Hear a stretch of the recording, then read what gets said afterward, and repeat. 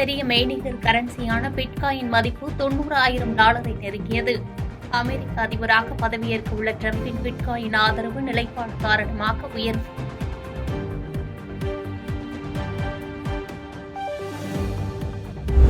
இலங்கை அரசால் பறிமுதல் செய்யப்படும் படகுகளை அந்நாட்டு கடற்படை பயன்படுத்திக் கொள்ளலாம். புதிய அதிபர் அனுரகுமார திசாநாயக்க முடிவால் தமிழக மீனவர்கள் அதிர்ச்சி.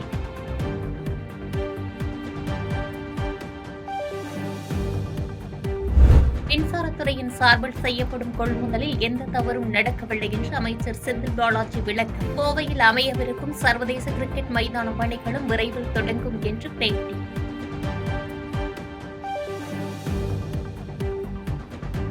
கள்ளக்குறிச்சி கள்ளச்சாராய மரண வழக்கு சிபிஐக்கு மாற்றப்பட்டதை பாஜக வரவேற்கிறது என்று பாஜக மூத்த தலைவர் ஹெச் ராஜா கருத்து. தஞ்சையில் பள்ளி ஆசிரியை குத்தி கொலை செய்யப்பட்ட சம்பவத்திற்கு போதைப் பொருட்களின் விற்பனையை காரணம் என்று சுட்டிக்காட்டிய அவர், இனியாவது முதலமைச்சர் ஆட்சி நடத்துவதில் கவனம் செலுத்த வேண்டும் என பேட்டி.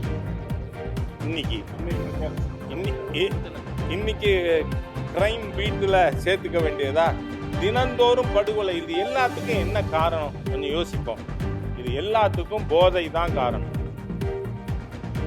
பள்ளிக்கூடத்துல மாணவர்கள் ஆசிரியரை கொலை பண்றது, தாக்குறது, பள்ளிக்கூட குழந்தையோட பையில ஆயுதங்கள்.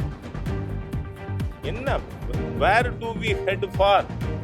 அதனால தமிழ்நாட்டில் இது மற்றொரு உதாரணம். ஒரு லாயக்கற்ற மாநில அரசு, தூக்கி எறியப்பட வேண்டிய மாநில அரசுன்னு நமக்கு புரியுது. கிருஷ்ணகிரி மாவட்டம் ஒசூரில் நீதிமன்றம் அருகே இளம் பயிற்சி வழக்கறிஞர் ஓட விரட்டி வெட்டி கொலை. நடுரோட்டில் வைத்து வழக்கறிஞரை வெட்டி கொலை செய்த கொலையாளி நீதிமன்றத்தில் சரண்.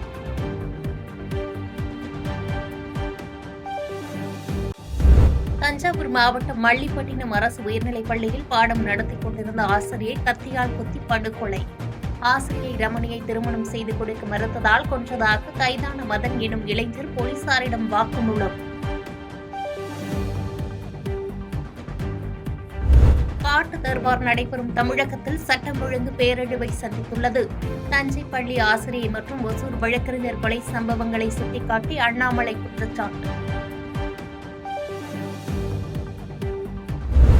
தமிழக வெற்றிக் கழக தலைவரும் நடிகருமான விஜயின் பின்னால் இளைஞர் கூட்டம் உள்ளதால் அரசியலில் அவர் கவனமுடன் செயல்பட வேண்டும் என்று மதிமுக முதன்மை செயலாளர் துரை வைகோ வலியுறுத்தல். என்னதான் அரசியல் குடும்பத்தில் பிறந்தாலும் நேரடி அரசியலில் ஈடுபடும் போது பல்வேறு கஷ்டங்களை சந்திக்க வேண்டிய நிலை தனக்கு உள்ளதாக பேச்சு.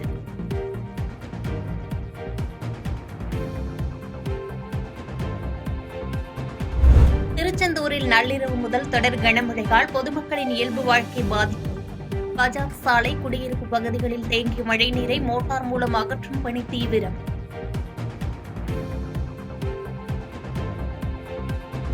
திருவாரூர், நாகை, நெல்லை, கன்னியாகுமரி ஆகிய மாவட்டங்களுக்கு இன்று மிக கனமழைக்கான ஆரஞ்சு அலர்ட்.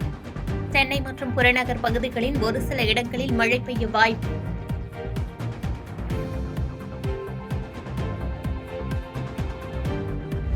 வேலூர் அருகே 13 வயது சிறுமிக்கு கூட்டு பாலியல் வன்கொடுமை. கொடூர செயலில் ஈடுபட்ட 3 இளைஞர்கள் கைது.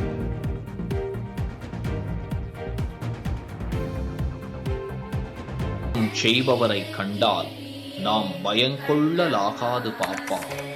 மோதி மிதித்து விடு பாப்பா, அவர் முகத்தில் உமிழ்ந்து விடு பாப்பா.